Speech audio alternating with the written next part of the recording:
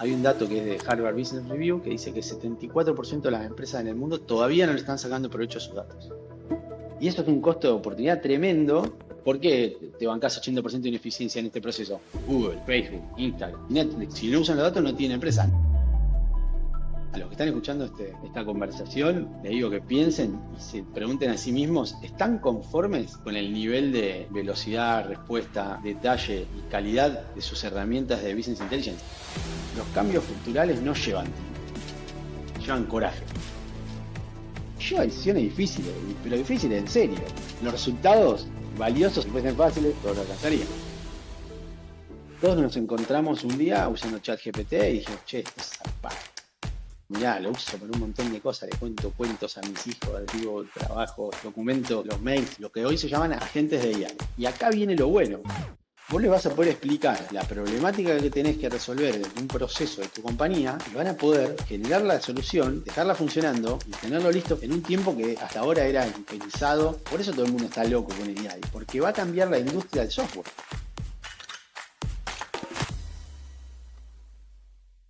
Bueno, pero Bruno, muchas gracias por venir y aceptar la invitación acá a Experts Path.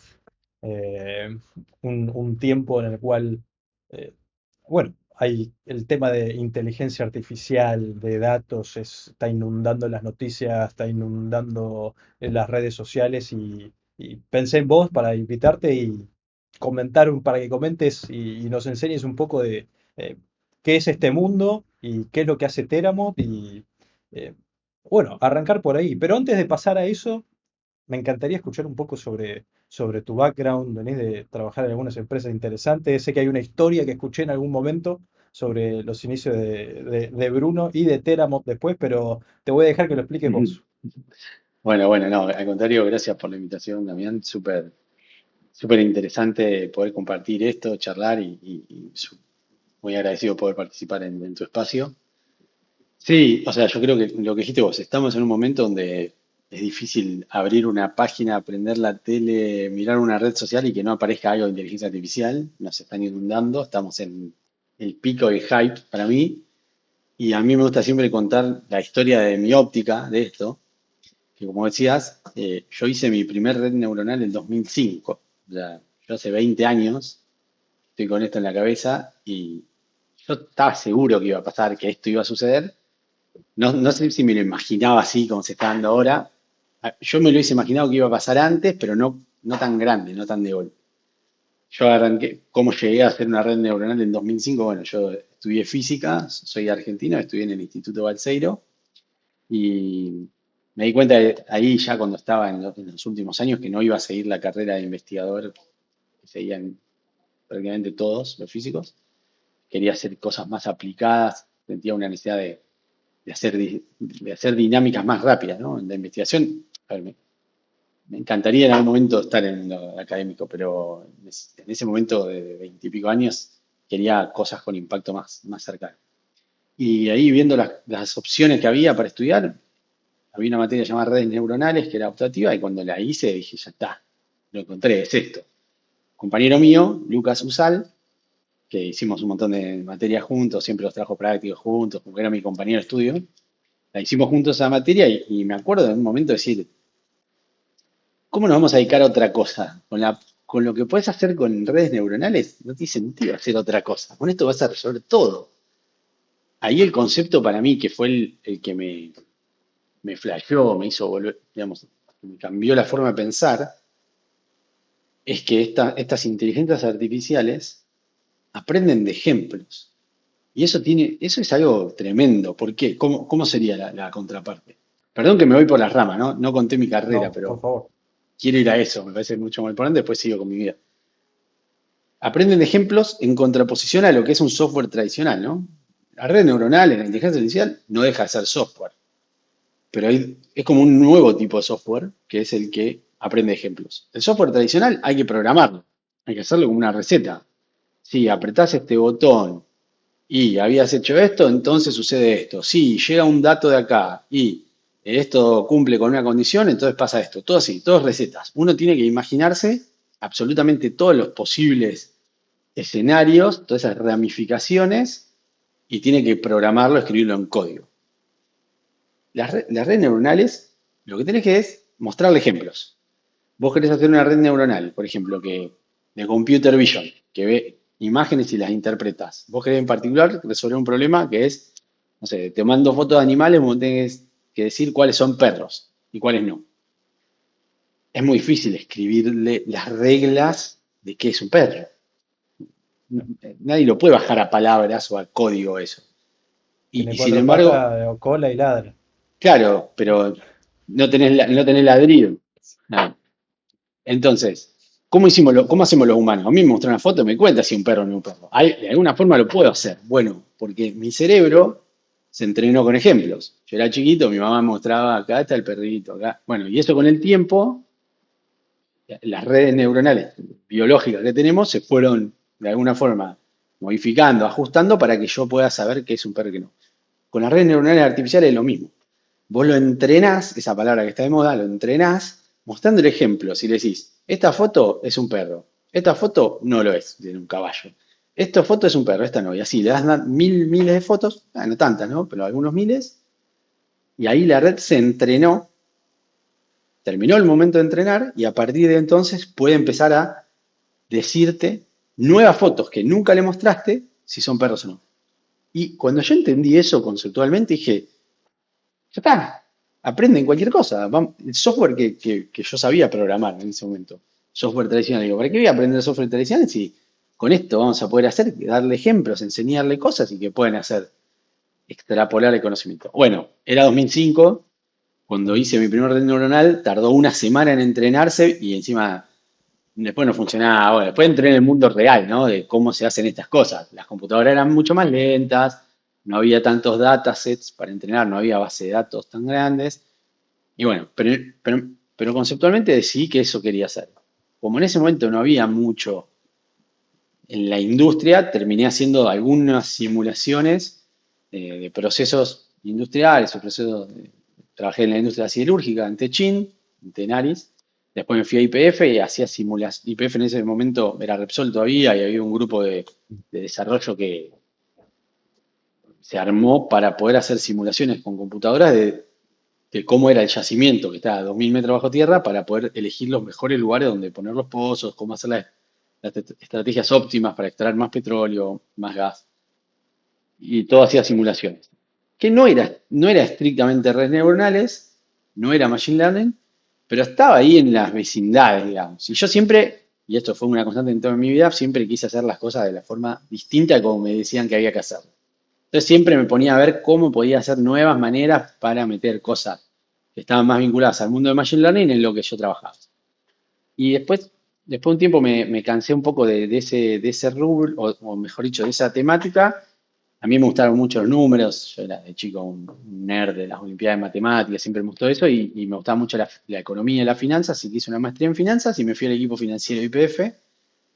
Y ahí llegó, en 2014, mi primera interacción con los datos verdaderos de una empresa en serio, ¿no? YPF, en ese momento, empresa más grande de Argentina, decenas de miles de empleados y contratistas, volúmenes de informaciones gigantescos, y el puesto que yo tenía, que era gerente de control de gestión de uno de los negocios, mi rol era armar reportes y mantener informado del CEO, a la primera línea, a la segunda línea, a los gerentes, ¿no? Mi equipo se dedicaba a eso, a proveer la información al resto de la organización, con reportes diarios, semanales, mensuales. 92 reportes hacía el equipo en un momento, los conté.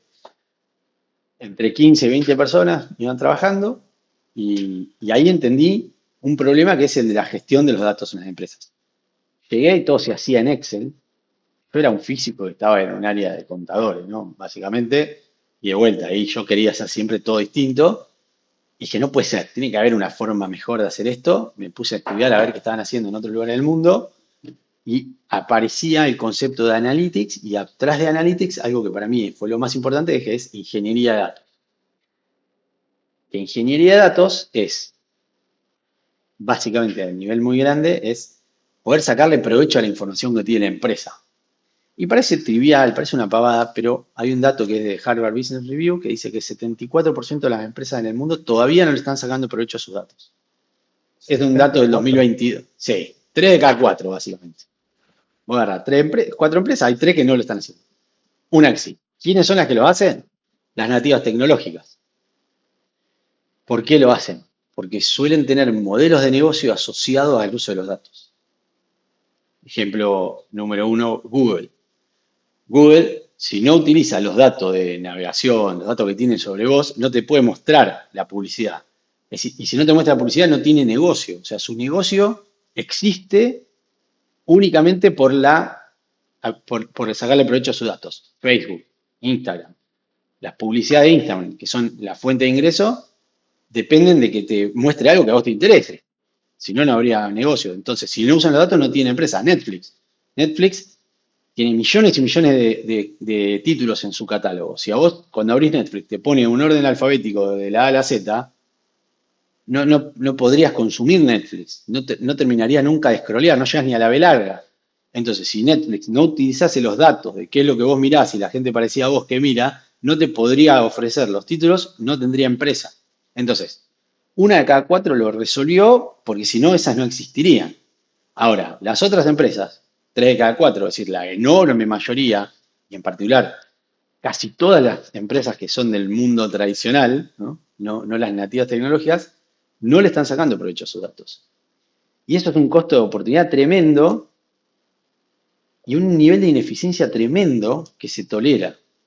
Y para mí hay algo ahí que no está tan visibilizado. Yo trato de visibilizarlo mucho, sobre todo cuando tengo reuniones comerciales con potenciales clientes, trato de hacerle ver cuál es el nivel de ineficiencia que toleran en el uso de la información comparado con otros niveles de ineficiencia. ¿A qué voy? Vamos siguiendo en el mundo de la gestión de datos, ¿no? Business Intelligence, ¿no? Las herramientas de BI, donde uno ve los dashboards con los tableros. Yo, a los que están escuchando esta conversación, les digo que piensen y se pregunten a sí mismos, ¿están conformes con el nivel de velocidad, respuesta, detalle y calidad de sus herramientas de Business Intelligence? Si es que la tienen, ¿no? Hay uno que ni la tiene. Bueno, me imagino que la enorme respuesta va a ser que no les gusta, que es lento, que el equipo de IT o el equipo de datos no le da las cosas como necesitan, le piden un cambio en un gráfico y tardan 6 semanas. Bueno, no es que son vagos, no es que no saben, es que tienen que resolver la ingeniería de datos que no está resuelta de fondo. Ese es el problema. No me voy a meter en explicar qué quiere decir ingeniería de datos porque lo voy a aburrir, es muy técnico, pero en el fondo es eso. Hay algo ahí que no se ha resuelto, que la empresa o no invirtió o no entendió que era negocio invertir, que puede ser, y lo que pasa en general es que cuando uno necesita analizar información, quiere hacer unos escenarios de precio, quiere hacer un escenario de cantidad de gente que va a contratar, quiere entender la evaluación de un proyecto, necesita datos, necesita números que están en las bases de datos en los sistemas de la empresa, están ahí los datos, hay que sacarlos. Bueno, cuando uno quiere hacer eso, en promedio, del 100% del tiempo que corresponde al análisis, 80 se consume en preparar los datos, 20 en analizarlos. Preparar los datos en sí mismo no agrega valor. O sea, si yo preparé los datos y corté ahí, no agregué cero valor a la empresa. El análisis es el valor. Entonces, en un proceso, estamos acostumbrados en el mundo a tolerar un 80% de ineficiencia. ¿Por qué? Y porque él, como se hace, digamos, es porque sí, porque se venía haciendo así, siempre hizo así. Esa es la típica pregunta, ¿no? ¿Por qué te bancás 80% de ineficiencia en este proceso? Y porque lo de antes se lo bancaba. Esa es la única respuesta. Tengo. Entonces, ese dolor yo lo entendí y decidí dedicarme a fondo en implementar. ¿Y qué tiene que ver con inteligencia artificial esto? Bueno, la ingeniería de datos es la base de todo lo que sigue en el análisis de la información, ¿no? Entendiendo la pirámide de valor de los datos, está la ingeniería de datos abajo, que es la organización, la combinación de las distintas fuentes, la limpieza de los datos, el cruzamiento, arreglarlos, tenerlos prolijos, tenerlos interpretables. Después viene la analítica, el business intelligence, el poder ver el reporting más que nada. Después viene la analítica avanzada, donde uno ya empieza a entender patrones, donde empieza a hacer los primeros modelos predictivos. Y por último, la automatización de los procesos con modelos prospectivos que decide. Eh, este valor en general nunca se recorre hasta arriba. Sí. Y por eso la ingeniería de datos es clave para la inteligencia artificial. La inteligencia artificial es lo que está en la cúspide de esa pirámide, ¿no? Pero si la pirámide no empezás por abajo, nunca llegás. Yo no digo que haya que construir toda la pirámide de abajo y después el segundo escalón. Eso para mí tampoco está bien. Cuando uno quiere resolver todo esto, nunca va a terminar. Entonces, lo que hay que dar es como una feta, pero hay que empezar por abajo. No puedes arrancar por la inteligencia artificial que está en la punta de la pirámide. Ingeniería, reporting analítica, analítica avanzada, modelos predictivos y inteligencia artificial.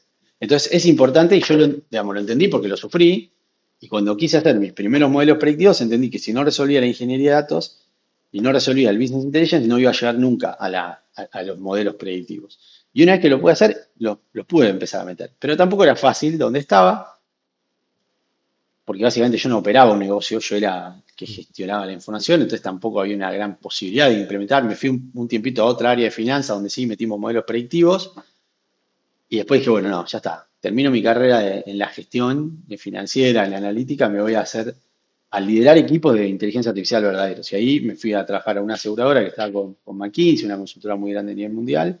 Necesitaban a alguien que lidere como Chief of Data and AI. Agarré eso y bueno, y desde 2018 hasta ahora nunca solté el mundo de AI. Después estuve en un banco, en una startup, asesoré a algunas empresas de forma independiente y en 2022, enero de 2022, fundamos oficialmente Teramot, que básicamente es la solución a este gran problema. Te dejo que me preguntes, te hablé un montón. No, eso, algo que me quedó y quiero entender un poco más sobre cuál es la propuesta de valor de Teramot, pero vos hablaste del tema de ingeniería de datos sin importancia de tenerlos ordenados, ¿no? ¿A qué te referís cuando hablas de tener los datos ordenados y cómo es que una compañía puede ordenarlos? No, ya pensar en, bueno, si quiero llegar a la automatización, inteligencia artificial, ¿cómo preparo las cosas hoy para llegar a ese nivel? Ah, digamos, ¿qué quiere decir ordenados? Para mí, lo prefiero describir desde el final de la película y no desde lo técnico, sino en el valor que agrega. Tenerlos ordenados es poder analizar o entender algún comportamiento de las variables que me interesan y que sea fácil y rápido y sin errores, obviamente. Ejemplos, miles, hay miles de ejemplos, pero si yo tengo una empresa de retail, ¿no? Que vende productos al público, o sí, una empresa que vende, o una empresa digital, cualquiera, digamos, donde yo tengo, básicamente, en general, siempre tengo, si yo quiero analizar qué está pasando con las ventas, hay tres grandes fuentes de información que voy a necesitar combinar. Una, los productos que yo vendo. Eso suele estar en algún lugar de los sistemas, una base de datos con los SKU, con los productos, como le quieran decir. Y los productos tienen un código y tienen descripciones y detalles, categorías. Eso lo necesito, porque yo tengo que entender qué está pasando con los productos. Por otro lado, tengo las transacciones. Eso suele estar en otro lado. Transacciones es, bueno, cuáles productos vendí, a qué precio, qué cantidad, qué promoción tuvo, en qué sucursal se vendió, bueno, toda la información de la transacción en sí misma.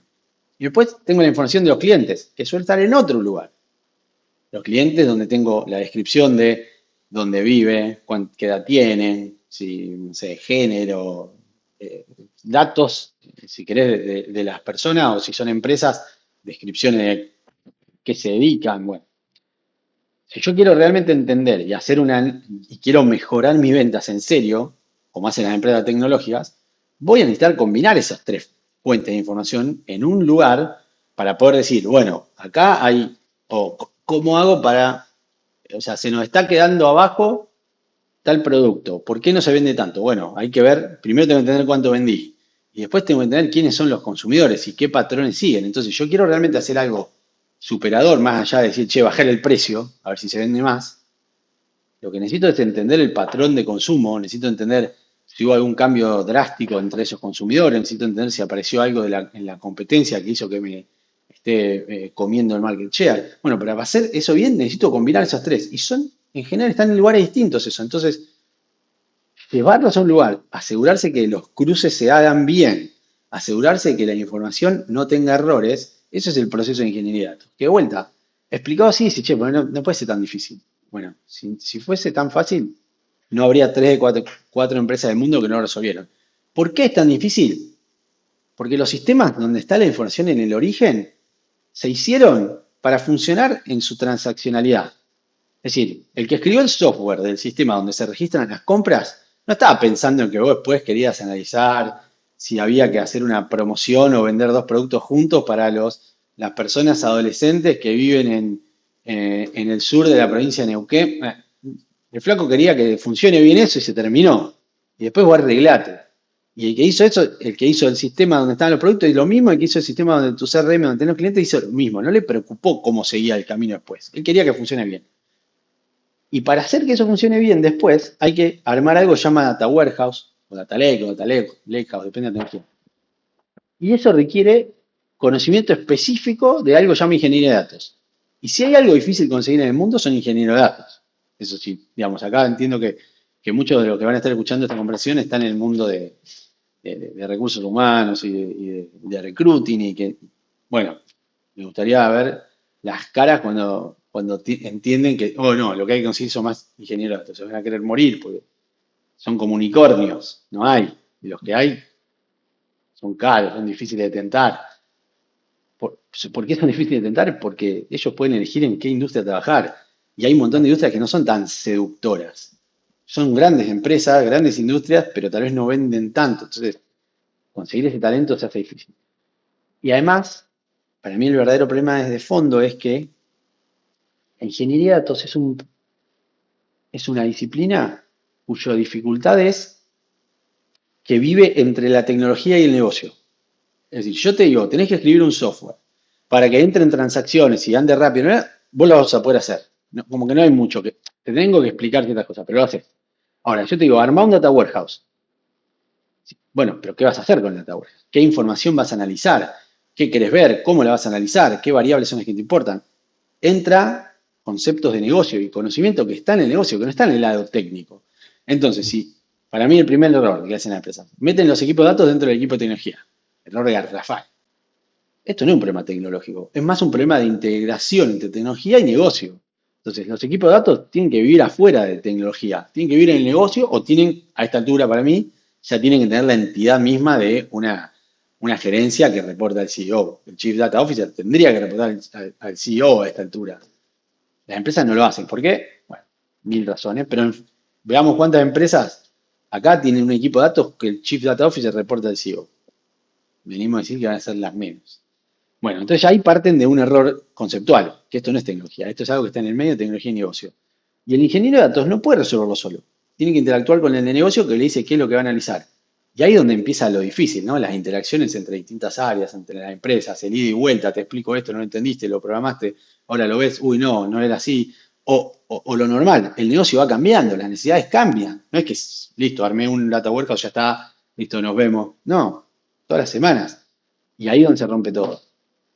Claro, entonces ahí este es el problema, porque si vos venís, el ingeniero de datos que viene del lado técnico y sabe cómo hacer el trabajo y sabe cómo juntar los datos, estructurarlos, pero por ahí no tiene esa parte del negocio, que es bueno, cuál es la importancia de estos datos y por qué determinados datos son importantes y para qué motivo, entonces al juntar esas dos partes es que ahí surgen los problemas, ¿no?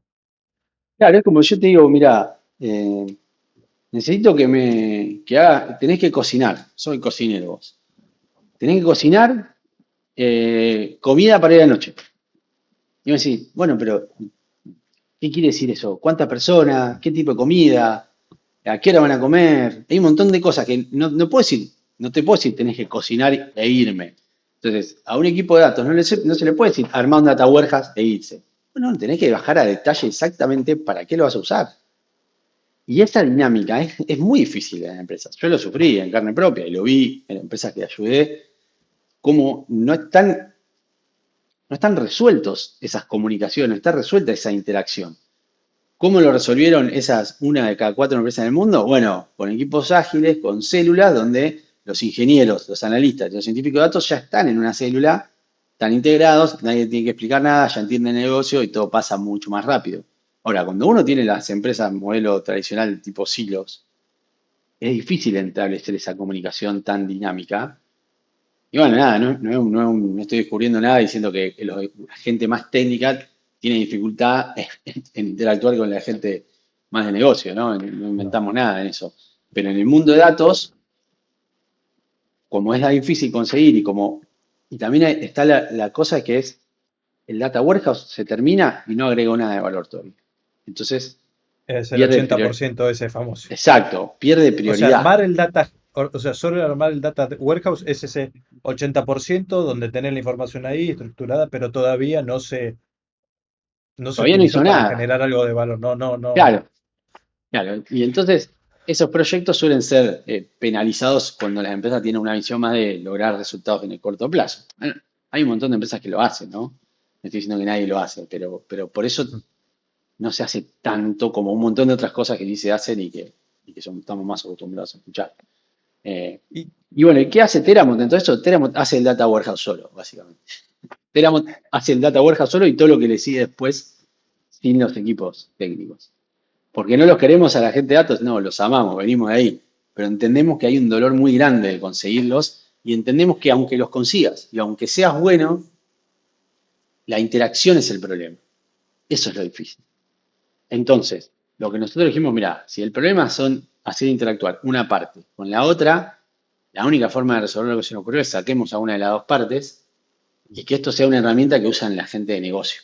Entonces, el de negocio le dice a Teramot, y Teramot, la forma de entenderlo, el primer producto de Teramot, ¿no? Después voy a hablar del segundo, ¿no? Pero vamos a decir el sí. producto uno, el producto de datos. El producto de datos de Teramot es como un equipo de datos sin gente artificial. Y el usuario de negocio le dice a Teramot, mira, yo lo que quiero es poder hacer un análisis de las ventas, quiero entender los patrones de consumo de nuestros clientes, quiero entender cuáles son los productos que se nos caen, quiero entender qué productos se compran juntos, qué no. Listo, Teramot va a ir entendiendo eso.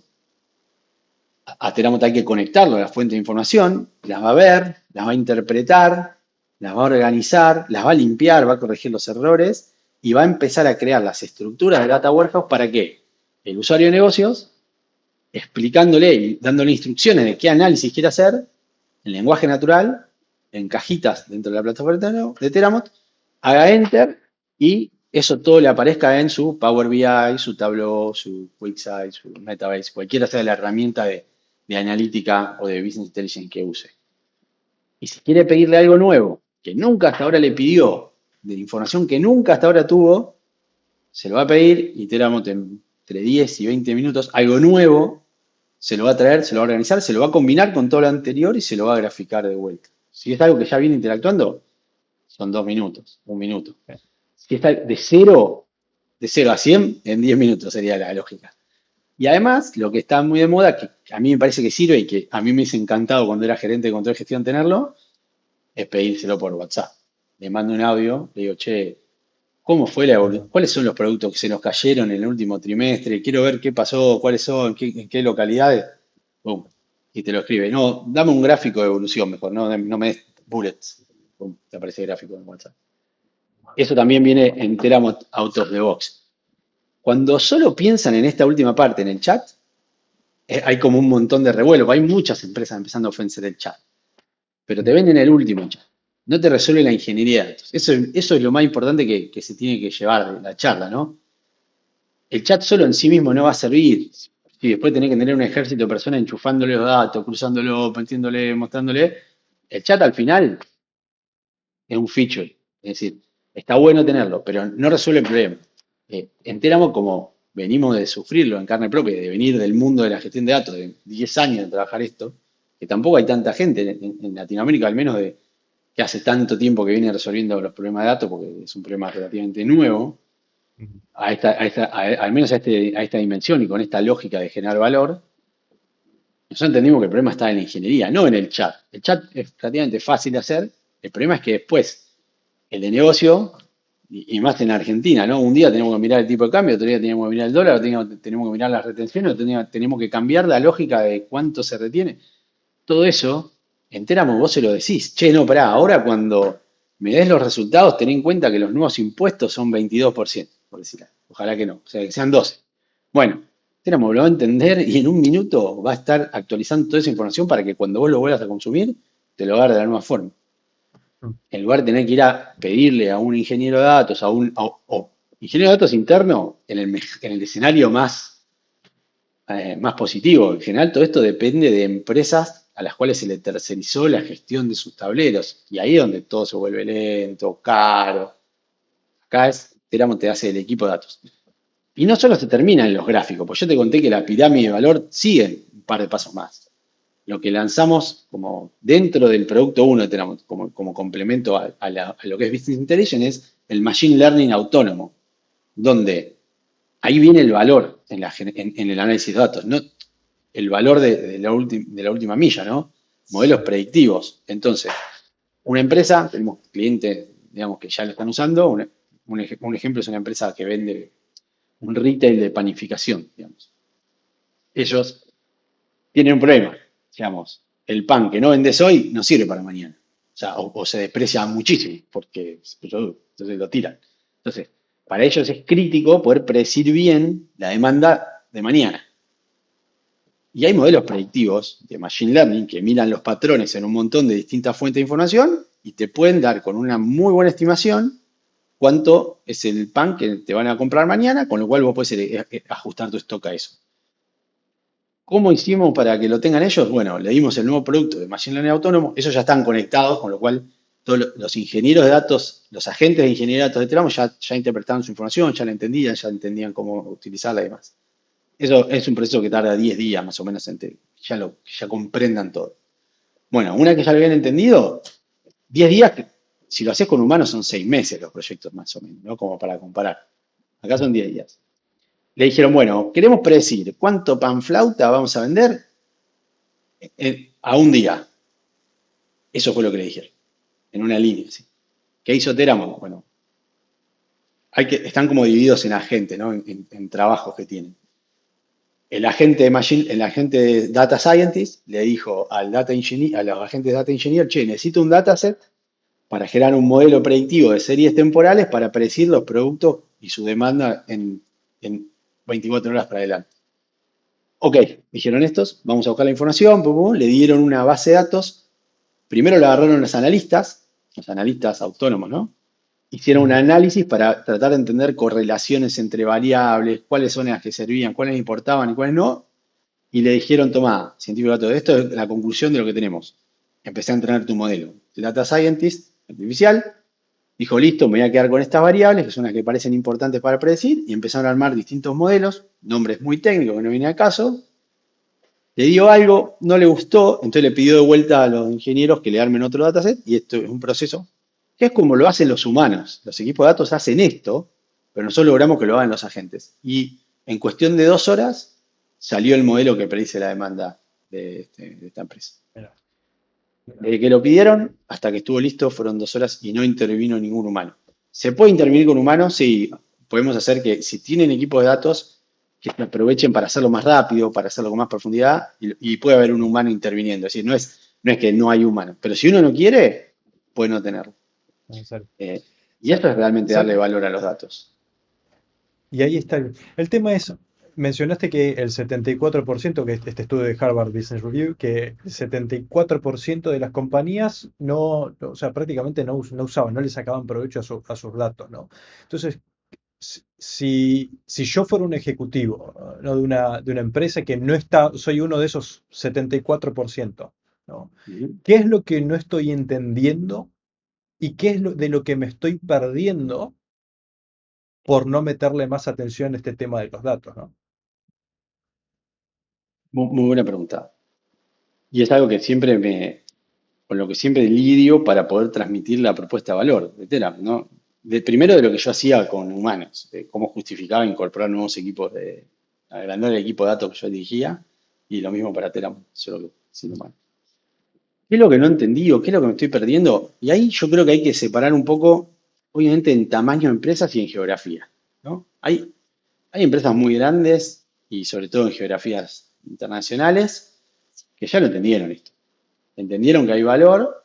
Si querés, su problema está en cómo llevarlo a la práctica, cómo implementar. Y hay un montón de discusiones. ¿Por qué? Porque no hay soluciones mágicas para mí. Cada empresa es distinta. Entonces, ¿cómo estructuro el equipo de datos? ¿Dónde lo pongo? ¿Lo centralizo? ¿Lo descentralizo? Bueno, un montón de decisiones que no existe una silver bullet, Una básicamente, respuesta, donde decís, claro. no, el modelo es este. Depende de cada empresa, depende de la cultura.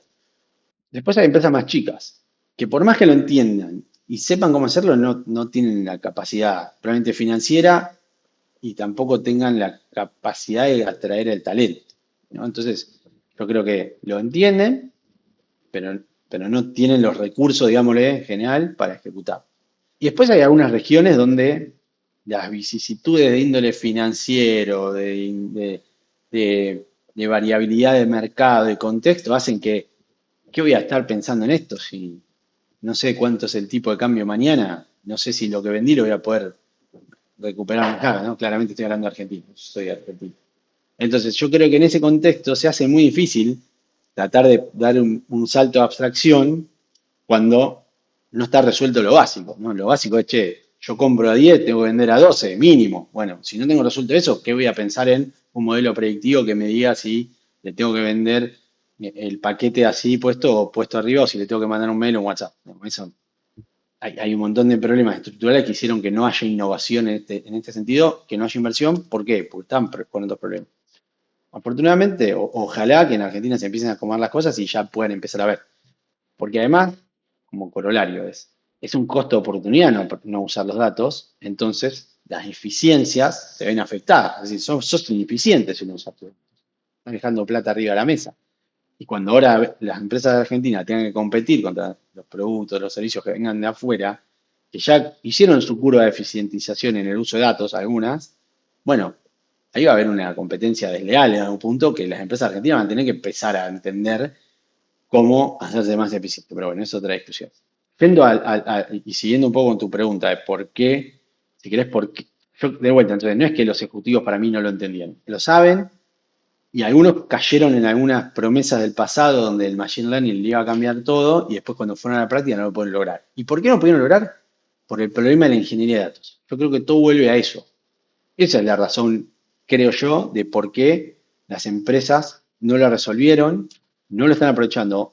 Yo estoy seguro que lo saben, estoy seguro que alguien les pichó que si, a ver, tampoco es muy difícil. Si vos puedes predecir lo que va a pasar, es obvio que te va a ir mejor.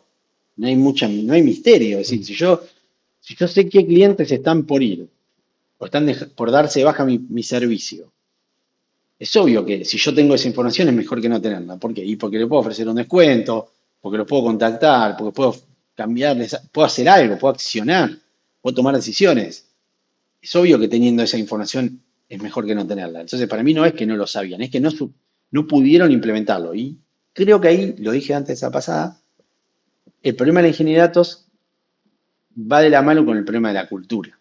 Y acá me cansé de ir a hablar a empresas donde me dicen, che, la verdad que está buenísimo lo que hacen ustedes. Sé que si tenemos eso, cambiamos el negocio, vamos a ser más barato, más eficientes, vamos a bajar costos, vamos a ser más rápidos, vamos a tener mejor servicio, mejor producto.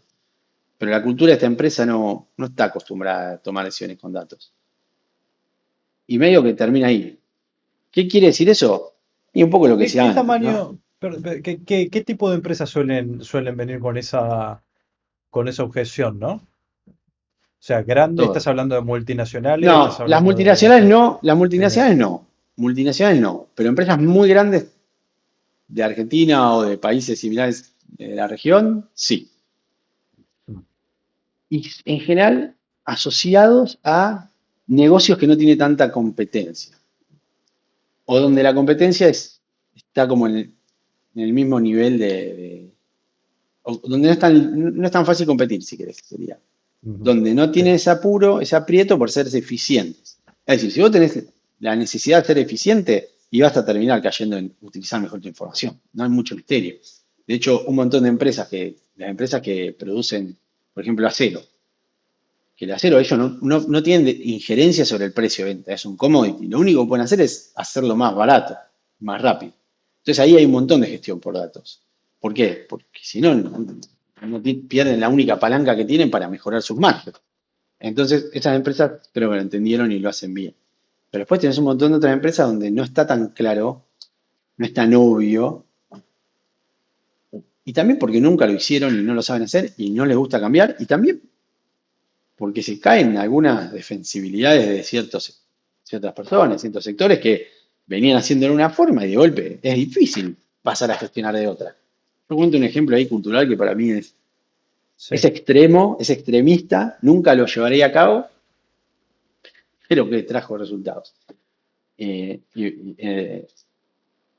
A ver, no sé si nombraron o no.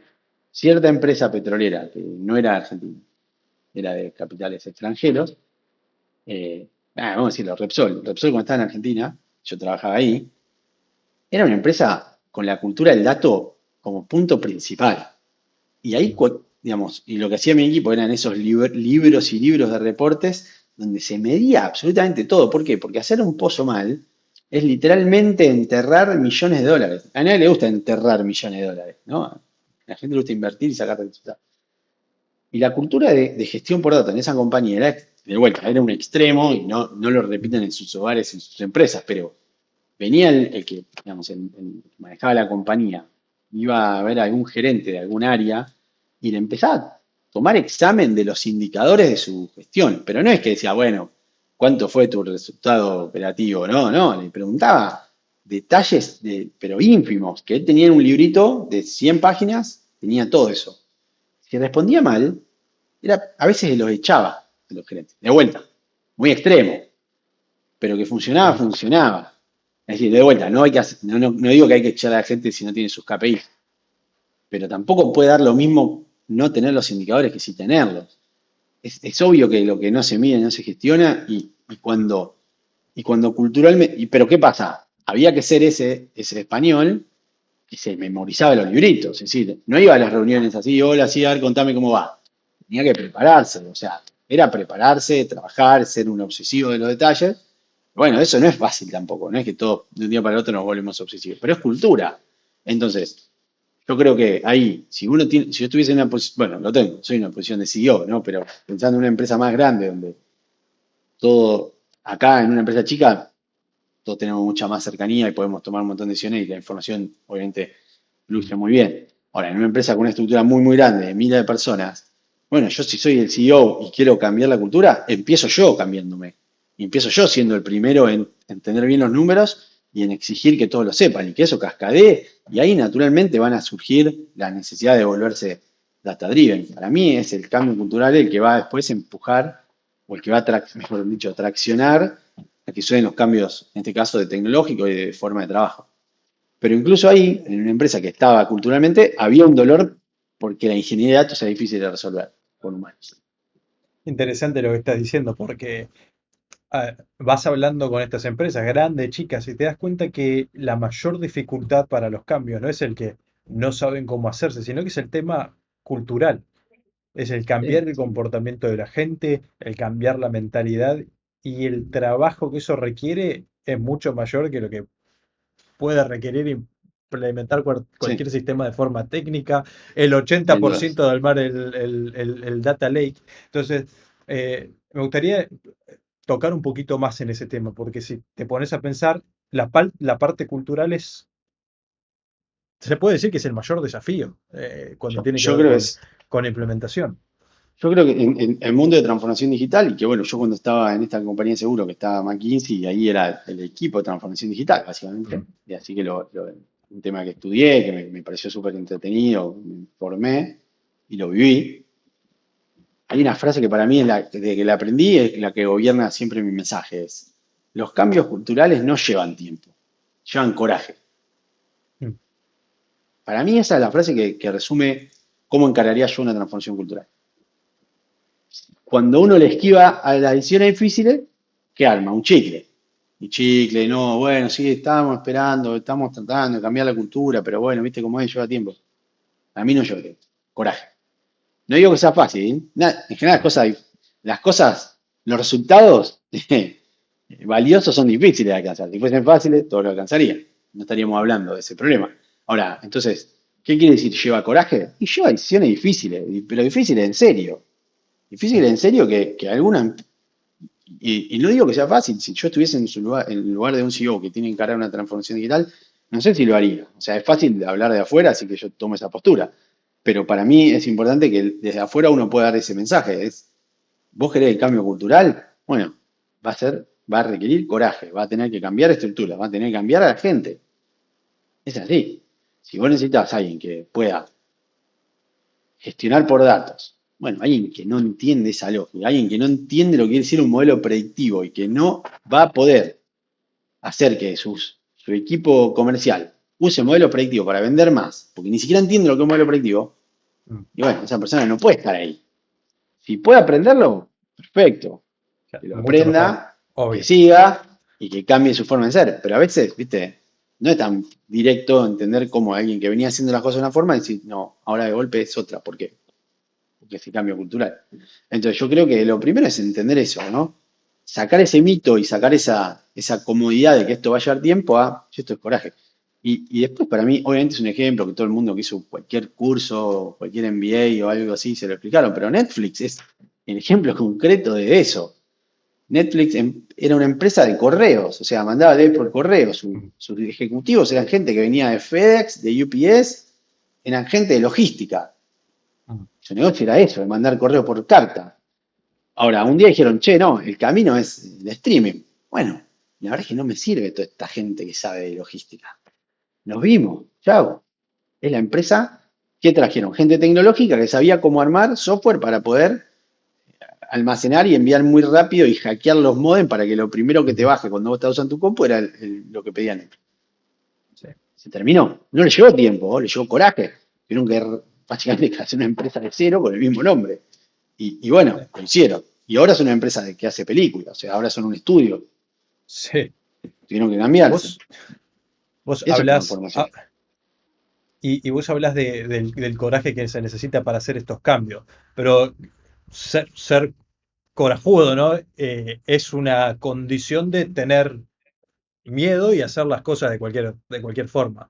Entonces, cuando te pones a pensar cuáles son los miedos que pueden llegar a tener los ejecutivos, es el pensar che, este cambio que voy a hacer, no sé si me va a llevar a donde quiero ir. O sea, ¿cuáles son las dudas? ¿Cuáles son los miedos, ¿no? que pensás que ellos tienen a la hora de efectuar estos cambios?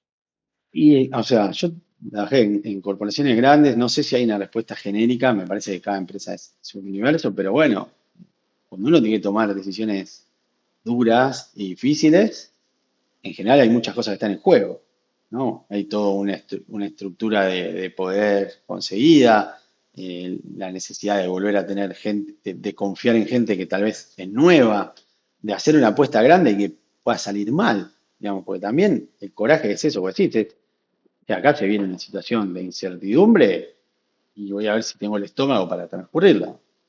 ¿Por qué? Porque puede salir mal. Puede ser una apuesta grande, donde yo dije, no, la verdad que esta es la nueva forma y no es que hay una recetita que todos hacemos y lo mismo. Cada empresa es un mundo. Entonces, yo creo que viene por el lado de los vínculos humanos y las estructuras de poder que se construyeron y por las apuestas de ir a un terreno desconocido que, como toda apuesta, puede salir bien y puede salir mal. Si no tuviese el riesgo, no sería una apuesta, sería un Claro. given. Entonces, en el upside y el downside están. Entonces, yo creo que a veces es eso, es que voy a tener que incluso sacar gente que es buena en lo que hace, que me responde, que me resuelve, pero si no es lo que necesito ahora, es difícil tomar esta decisión para sacarlo, porque que puede salir mal. Yo creo que en el fondo es el miedo a que los cambios que yo haga no eran lo que yo me prometía a la junta, al board, de lo que iba a suceder. Yo creo que va por ahí. Y bueno, es mucho más fácil surfearla y decir, che, bueno, esto va a Sí, tardar, bueno. sigamos como estamos. Yo creo que Claro, y hay por ahí, sí, por ahí. Pero pensalo, si yo hago no tomo la decisión de transformarme y probablemente a eso, sea una pérdida de valor de largo plazo, ¿no? O sea, la empresa va de a poquito, ir perdiendo o no creciendo más, no sé qué, pero probablemente tarde. Si yo tomo una decisión drástica y la hago mal, la veo ahora la sangre en el río, digamos. ese Entonces, es el tema, ¿no? Porque ese es el o tema, es, obvio. es elegir tirarte al precipicio y que se arme el que paracaídas ahí en el momento y Claro. dártela, o que salga bien, o dejar que el tiempo pase y te morís de Va más antiguo, lento. ¿no? O sea, Claro. es más lenta la muerte, pero te va a terminar No muriendo. y ojo, a veces está bien esa decisión de no cambiar. No digo que todo hay que cambiar, siempre hay que hacerlo a lo loco. Ujú. No, para nada. En general, para mí es equipo que gana no se toca.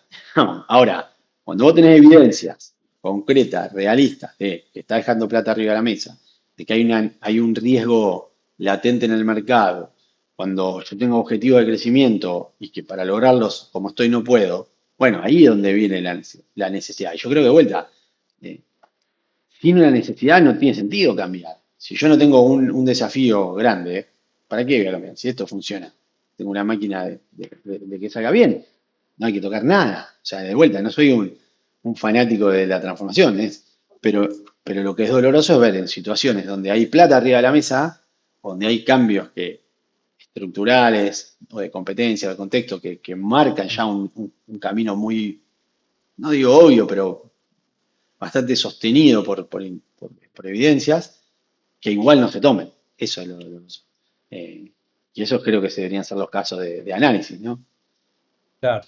Bueno, vos tenés esta situación, que es un tema medio psicológico, ¿no?, del ser humano, que uno tiene, es más motivado por el miedo a perder que por el deseo de ganar, ¿no? Ah, sí, es asimétrico. Entonces, entonces, por ahí ahora, la forma en la que esto se ve, che, estaría bueno, ¿no? Hacer esto, podría ayudarnos. Pero cuando te das cuenta de acá un par de años que todos los de alrededor tuyo estén implementando, estén siendo más eficientes, estén usando sus datos, le estén sacando valor, te estén sacando, o sea, te estén ganando en el juego, ahí vas a decir, che, acá estoy perdiendo, entonces me pongo las pilas y empiezo a implementar lo que debería haber implementado hace un par de años atrás, ¿no? Sí, Por ahí es eso lo que va a terminar pasando, pero eventualmente que todo el mundo va a tener que, porque si vos querés, es la base, si vos querés hacer buen uso de la inteligencia artificial, de esta tecnología, la parte de los datos la tenés que tener recontra resuelta. sí, sí. Y ahí con esto me sirve para seguir un poco más de lo que es lo que yo creo que es el real impacto de de este tsunami de inteligencia artificial que se vino ahora, que hasta ahora no hablamos casi de eso, y creo que viene ahí, a lo que vos estás diciendo. Elaboro un poquito que no tirarlo en el aire, pero Dale. todos nos encontramos un día usando ChatGPT y dijimos, che, esto es zarpado, ¿no? Esto es buenísimo, mirá, lo uso para un montón de cosas, le cuento cuentos a mis hijos, de no sé qué, escribo trabajos, documentos, los mails, se lo pido, nada, espectacular, un montón de cosas. Todas cosas de valor discutible, digamos.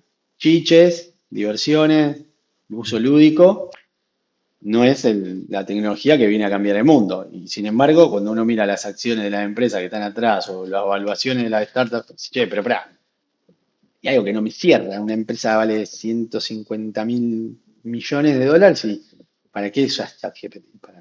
Para devolverse. Perdón por la palabra, un par de pavadas.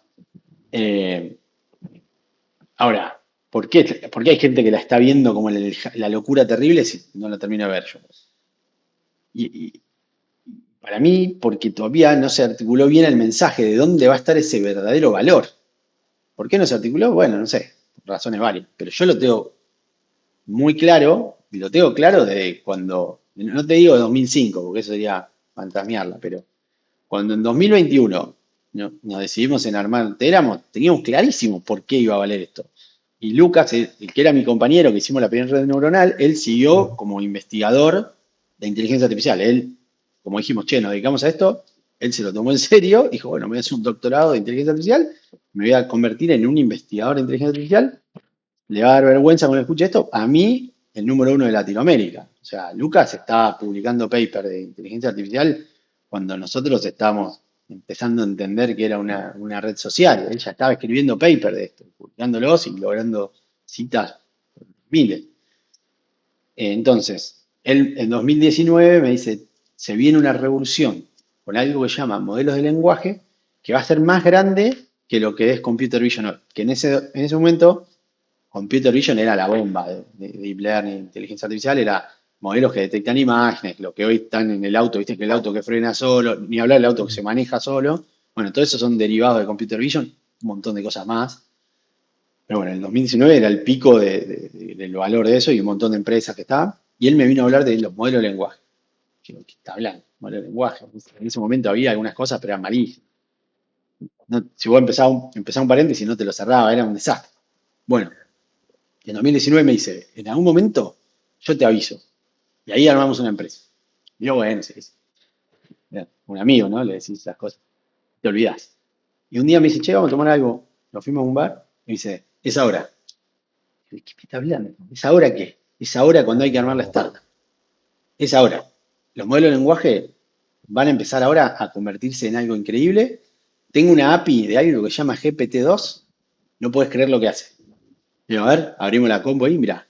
Digo, no, esto no era público todavía, porque esto fue... no, 2021, no, no. Él lo tenía porque él estaba en academia y tenía un usuario de de research, digamos.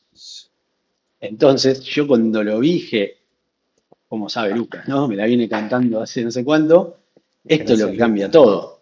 ¿Por qué? Porque ahí, conceptualmente, si, che, si escribe, te puede responder, interpreta, lo puedes hacer un montón de cosas que al final van a terminar escribiendo código. Pero es mucho más que escribir código.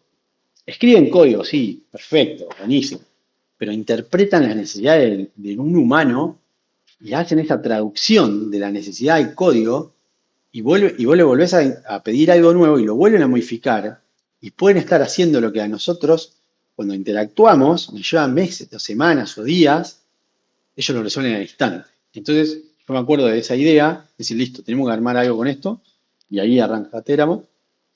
¿Y a dónde voy? ¿Cuál es la revolución? La revolución es, se da vuelta completamente la industria del software ahora.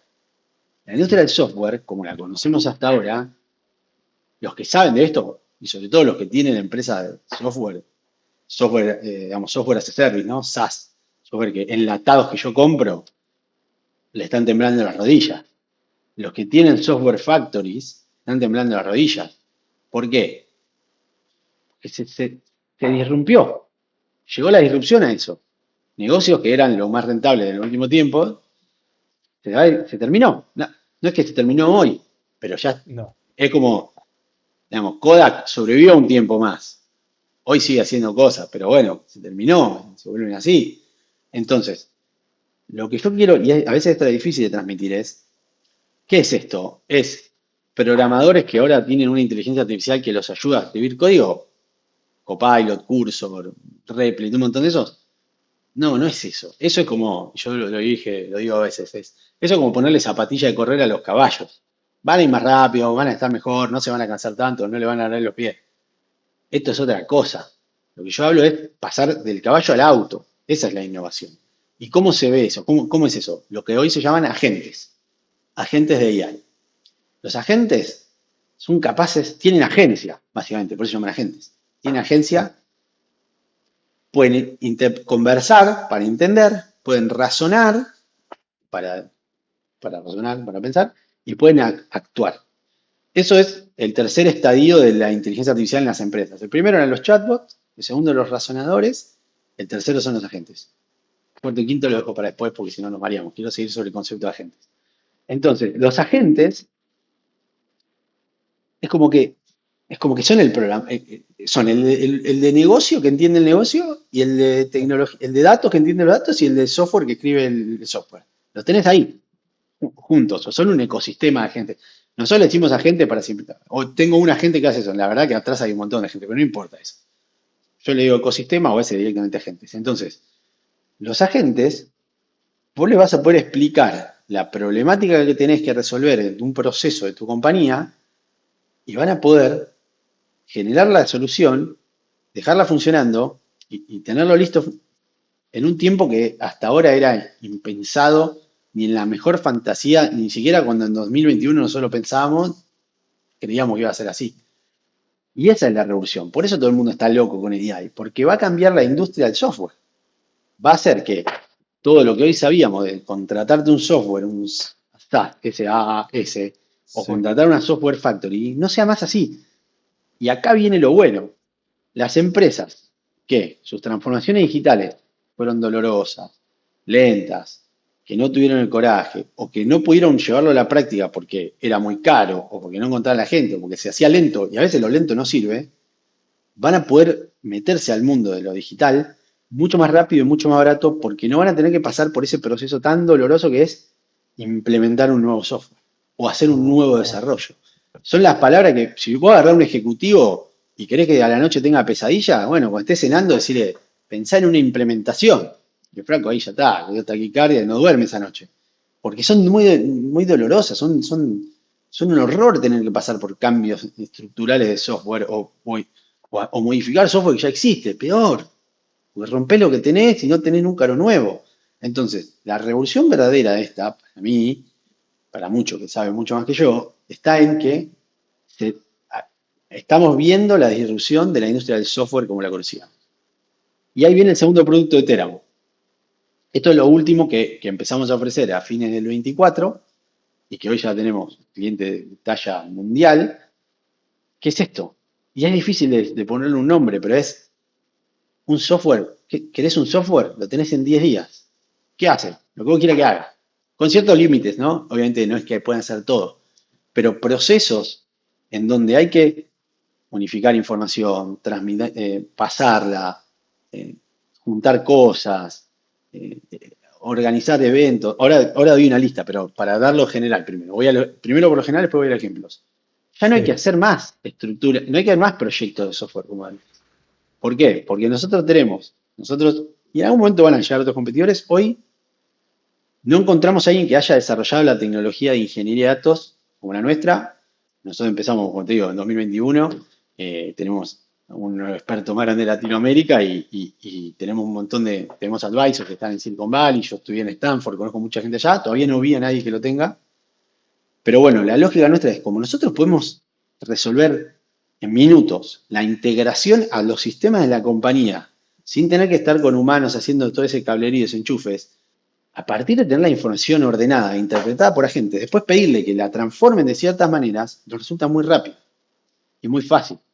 Entonces, empiezo con la lista de cosas que hacemos y que hicimos, podemos armar un software que haga cotizaciones de una compañía de seguros, una obra social, desde que nos llamaron hasta que funcionó fueron 3 semanas.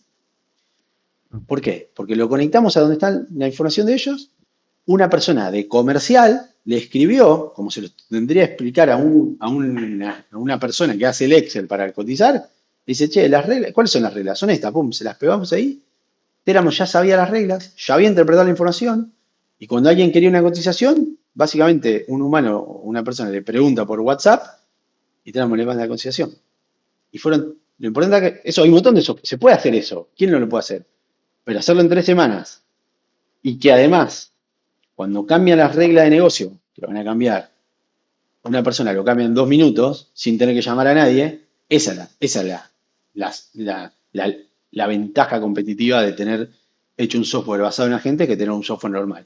Porque si tuviesen que cambiar las reglas, al que le hizo el software o al que le vendió el enlatado, tienen que llamar al developer que sabe tocar el software, que con suerte está el mismo que lo implementó, porque si se fue y viene otro, tiene que entender. Acá es el de negocio Sí. dice, ¿qué quiere? No, yo ahora quiero que el descuento máximo sea 3%. Va, chao, adentro, ya está, Toca. ya lo sabe, ya lo aprendió. ¿Sabe? Eh, y te puedo Algo, dar más, ¿no? esto es impresionante, pero algo que yo no entiendo, todavía no me es muy claro, se dice como que la industria del software va a cambiar, se va a transformar, va a morir y se habla del SaaS y del Software Factory que recién mencionabas. Entonces, ¿cómo es que yo dentro de una empresa voy a interactuar? O sea, no es que voy a contratar más software para una específica, es de lo que ya tengo y de mi base de datos hay una interfaz de inteligencia artificial y de ahí manejo todo. O sea, ¿cómo va a ser mi interacción con esta tecnología? ¿Por qué te pregunto? Porque quiero, no sé, el software de recruiting, tengo una herramienta, software de recruiting. Tengo que manejar payroll, una herramienta de payroll. Tengo que manejar lo que sea y tengo una herramienta para cada función. O sea, ¿esto cómo va a funcionar ahora? ¿Cómo va a ser mi interacción con estos sistemas ahora? A ver, yo creo que es muy difícil dar una respuesta general. ¿Por qué? Porque es como si yo te digo ahora, ¿cómo es tu interacción con el software? Bueno, hay un montón de cosas. A veces tengo que entrar por acá, entro en una página web. Bueno, yo creo que no es que todo se va a unificar a algo. Lo que sí va a empezar a pasar, y es lo que vos estás diciendo, en algunos casos concretos, el usuario de negocio va a tener, te lo digo como esperamos, porque es como me lo imaginé, como lo imaginamos y como hicimos todo el research que tenía que ser para que el usuario le guste y sea fácil, ¿no? Mm. Pero en un lugar tenés la información a la cual necesitas darle acceso. Eso IT te lo hace, si te lo resuelven rápido, en 2 minutos, ¿no? Te pasa un usuario, una Mm. contraseña y una URL, te conectas y lo ves. Y después una sección que es como donde le enseñás y le das instrucciones. Entonces a vos le decís, che, mira, yo mi laburo en recruiting yo lo que hago es filtrar perfiles en función de los requerimientos, tenés que analizar estos currículum o lo que sea, o los exámenes preocupacionales, le explicás lo que tenés que hacer. La información ya la tiene y después le decís cuál es el resultado final que querés lograr. Entonces, vos decís, che, yo quiero armarme una herramienta, o yo quiero tener una herramienta para poder, cuando tengo una búsqueda, le quiero decir en un chat, y me gusta conseguirlo por chat porque es lo que me gusta a mí, perfecto, listo. Bueno, yo Mm. quiero desde un chat decirle que tengo una búsqueda de un ingeniero de datos, ponele, semi-senior, con 3 años de experiencia, que haya tenido experiencia relevante en una empresa de videojuegos, que esté en tal provincia y que su pretensión sea tanto. Bueno, eso te lo va a poder traer. Eso es fácil de hacer, eso es un buscador. Ahora, cuando vos querés empezar a integrar la información más compleja, ahí viene lo bueno, porque decís, no, quiero que además compares esos perfiles con los perfiles que ya contratamos en el pasado y quiero que evalúes cuáles se parecen a los que tuvieron mejor evaluación de desempeño en los últimos 3 años. Y eso es algo que hoy no podría, o que si alguien lo tuviese que hacer, tardaría un montón. Si Teramo te está conectado a los perfiles que se están janteando, a los perfiles de los que ya contrataron y las evaluaciones de desempeño, eso te lo da en 3 minutos. Es decir, tráeme solamente aquellos que se parezcan en tales, eh, en tales dimensiones a los que tuvieron una performance, una evaluación de desempeño por arriba de B, si tuviesen letra. Esto ahora algo que ahora no lleva casi nada a hacer. Y después podés automatizar eso también. O sea, eso es para hacer búsquedas. Pero después podés automatizar procesos. Automatizar procesos de que en recursos humanos, recuerdo de haya muchísimos. Además, para una empresa muy, muy, muy, muy grande del mundo, la número uno en su rubro por lejos, estamos haciendo un piloto que va a estar orientado a los e-learnings. Está todos los e-learning que ellos tienen, con video, con texto, infografía, todo eso. Lo que quieren o sea, va a tener como dos versiones lo que estamos ahí analizando. Una versión es poder sacarse dudas sobre los e-learning sin tener que ir a buscar el video. Si hay algo malo es buscar en un video, ¿no? Buscar ahí donde estaba. Entonces, directamente en un chat, y esto es un chatbot relativamente sencillo hacerlo. Lo podría hacer casi un montón de empresas lo podrían hacer. Le preguntas, che, ¿cómo era el procedimiento cuando, no sé, una factura se da de baja y ya enviamos el producto? Lo que sea. ¡Pum! Te lo respondo. Listo.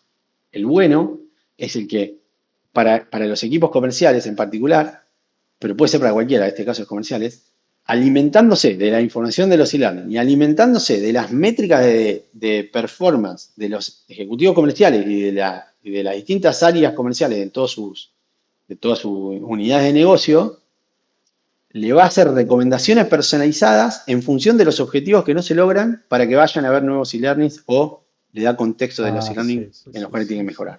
Entonces, eso, si después yo lo quiero ir modificando en el tiempo y decirle, no, bueno, pará, no, ya está, ahora el KPI que me interesa es este, o no, bueno, si no se cumple en un 10%, no, si no se cumple en un 8%, ya no va a tener que pasar por una evaluación de proyecto a ver si se contratan horas para desarrollar. La persona del equipo de HR va a poder explicarle a Teramo, en el caso fuese Teramo, ¿no? Las lógicas atrás de cómo quiere que le mande información y va a poder tener el nivel de detalle que quiera. Va a poder decirle, no, si está en tal provincia no le mande, si está en esta sí, y va a poder cruzar el mundo dinámico con los KPIs y va a poder mandar información acorde para tratar de que se logren mejor los objetivos. Entonces, ahí, ¿cómo se ve eso? Bueno, ahí se ve en una implementación que termina enviando un mail. Ahí ahí no hay chat. ¿Por qué? Porque decidieron que en esa no tenga chat. En la primera sí, en esta no. O podría ser un chat también. Es una decisión de por dónde se manda, es una decisión muy fácil de hacer. No implica ningún tipo de problema. Después, información que se tiene que mandar y cruzar en forma mensual o algo así, infinito, ¿no? Conciliaciones, ya no hay que hacer más, es una locura hacer conciliaciones. Lo conectás, le explicás qué tiene que cruzar con qué, y te da el problema resuelto. Y si tiene que mandar los mails con no sé qué cosa, te los manda. O sea, eso se configura también desde la pantalla de Telamon, donde vos decís, che, la lógica que quiero, esta es la información, la lógica que necesito que cruces esto con esto, se lo explicás como si estuviese explicando a un junior que acaba de entrar al equipo. que le das la tarea que nadie quiere Es hacer. eso. Bueno, se lo das la tarea. Le explicás lo que tiene que hacer, puedes evaluar a ver cómo es el resultado final y después lo pones ahí, lo activamos para que empiece a correr. Se encarga de hacer toda esa conciliación y mandar la información, mandar los reportes. No hay que estar más haciendo manualmente los rejuntes de Sí. datos para después hacer cosas y mandarlos. Que en recursos humanos me imagino que también está lleno, ni hablar para chequear, para los equipos de personal que tienen que hacer las liquidaciones, que puede hacer los cruces y los chequeos. Lo quieren seguir haciendo una persona. O el software que tienen hay que chequearlo y lo chequea un humano. Bueno, el chequeo te lo haga un agente. Que mire lo que tiene y que diga, no, acá hay un problema. Y uno le puede explicar qué hacer en cada uno de los problemas como sin tener que programar. Y si cambia algo, se lo explica de vuelta. ¿Vos pensás que para los que están dentro de las empresas y hablabas de al momento de la transformación, bueno, hay gente que o no se adapta, o sea, que hay gente que ya no va con la nueva era de la compañía, ponele, y vas a tener que reemplazar esa gente. Pero este es un momento en el cual, a ver, no, es nuevo para todo el mundo el cómo usar la inteligencia artificial, cómo usar esta nueva tecnología. Entonces, no hay mucha gente que ya sepa cómo usar esto. No, no hay. Vas a, va- o sea, la forma, o sea, la solución no va a ser ir a contratar, va a ser capacitar a tu gente. Entonces, ¿hay algo que vos recomiendes sencillo que la gente puede empezar a hacer hoy para prepararse para esta nueva época? Es muy buena la apreciación y la pregunta, porque es como decís, esto es muy nuevo. Y si querés, nosotros identificamos un dolor tremendo en eso, en ese concepto que es, ¿cómo lo vemos nosotros después de un montón de entrevistas? El CEO o el board están fumando todo esto de AI por todos lados. Lo ven AI, le hablan de AI, le hablan de AI. Miran para abajo, lo agarran al CTO o al COO, a la primera línea y dicen, che, ¿y qué están haciendo AI? Y los que están acá abajo dicen, yo estoy acá con mis problemas, que no sé qué AI. Claro. Y después terminan todos mirando al CTO, ¿y qué está haciendo AI? Y el CTO, a ver, es una caricatura lo estoy diciendo, ¿no? Es como si vos, ¿no? Pero no necesariamente vas a ser un experto en AI. No es que alguien que viene estudiando los modelos de lenguaje, desarrollo de agente, porque no se dedicaban a eso. Somos muy pocos los que nos dedicamos a eso hace 10 años o más de 10 años. Entonces, hay como un montón está ese gap entre lo rápido que apareció esto y lo que le llevó a los humanos a entender cómo le saco provecho. Y un problema inherente más profundo es que esto cambia tan rápido que lo que se podía hacer hace 6 meses hoy es distinto. O cosa que, o sea, el Telamon que hace el software, como el software factory sin persona, no existía hace 6 meses. Hoy sí. Entonces yo le fui a hablar a un sitio hace 6 meses, me dice, che, ¿qué está diciendo Bruno? Esto hace 6 meses no me lo dijo, porque no lo teníamos, Claro. porque lo pudimos hacer ahora. Y así va a seguir pasando. Entonces, ¿qué es lo que encontramos nosotros como una solución? Que obviamente es una solución acotada y que no es para todos, es ofrecemos un acompañamiento. O sea, los ayudamos en un acompañamiento cortito, puede ser 2 semanas o un mes, dependiendo un poco del tamaño de la empresa, para mapear muchos procesos y entender en cuáles, con el modelo de agentes, hoy ya pueden tener soluciones que le mejoran a él. Gana más plata, gastan menos, se hace más Ujú. rápido, tienen una mejor experiencia. Lo que ellos definan como indicadores, nosotros le decimos cuáles son las que se pueden lograr rápido. Implementación entre 10 y 20 días. ¿Por qué? Porque nosotros sabemos, ahora lo que nosotros no sabemos son los problemas de ellos, porque no conocemos toda la empresa, toda la industria, todo su proceso. Entonces, nosotros sabemos qué cosas se pueden hacer, ellos tienen los problemas, entonces cuando nos juntamos lo vemos. De vuelta, no podemos hacer eso para toda la empresa. Lo que yo sugiero es que el CTO o las personas que están en la estructura más tecnológica, pero sobre todo los de negocio y los de HR y los de staff, empiecen a leer y empiecen a consumir. Yo digo leer, puede ser podcast, puede ser redes sociales, pero que traten de seguir esto, porque seguro cuando empiezan a indagar y a entender este potencial van a poder empezar a pensar en sus problemáticas. Ujú. A mí me mata a veces que voy a hablar con distintas áreas o gente me dice, no, yo no creo que haya nada acá que se pueda automatizar, no, no. Y después le empiezo a tirar la lengua y empiezo a entender que hay 10 cosas que pueden hacer. Pero ellos no sabían no sabía que esto se podía hacer con esto. Está bien, es válido, no sabía porque es muy nuevo. Ahora, no te puedes dormir, tenés que buscar, tenés que Pero, tratar de ver capacitaciones. Las empresas y del lado de echar, salgan a buscar a alguien que les pueda, por lo menos empezar a abrir la cabeza, no sé si cursos, me parece que los cursos van 6 meses atrás, entonces un curso que hoy está preparado no sirve, es más charlas tipo así, cortitas, un webinar o alguien que venga a hablar y contar lo último. Y después, esto lo saben mejor que nadie los que están en estas áreas, ¿no? Y después darle continuidad. Una charla así perdida de un loco que viene a Mm, contar que no sirve para nada. Y un ejemplo que tenemos muy bueno con una empresa, nos vinieron a buscar primero para una capacitación y al final terminamos decidiendo que íbamos a hacer ya implementaciones directo. Dice, no hay mejor capacitación que lo vean implementado. Chao. Nada de capacitación. Eh, no digo que no haya que hacerla, ¿no? es, Pero es buenísimo. O sea, sí, si me tengo que quedar con una, y implementalo. Y los de al lado van a mirar y decir, che, ¿cómo puede ser? Ahora, mira lo que tienen esto.